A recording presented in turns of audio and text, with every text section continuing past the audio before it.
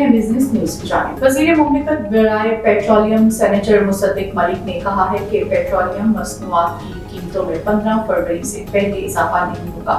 Oil marketing कंपनियों से meeting हुई है। उन्होंने कहा कि IMF मुज़ाकरात का पेट्रोल की कीमतों से कोई ताल्लुक नहीं।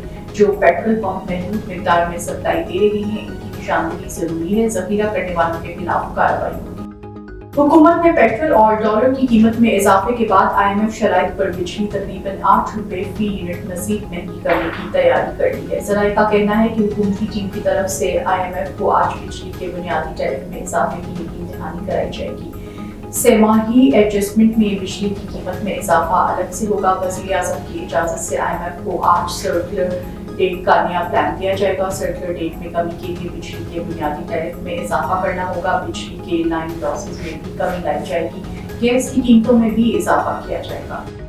पाकिस्तान और IMF के दरमियान पॉलिसी सतह के मुज़ाकरात में तरक्याती बजट पर 300 अरब रुपए से ज़ायद की कटौती का इम्कान है। ज़राए के मुताबिक तरक्याती बजट पर 40% से ज़ायद की कटौती की तैयारी की जा रही है।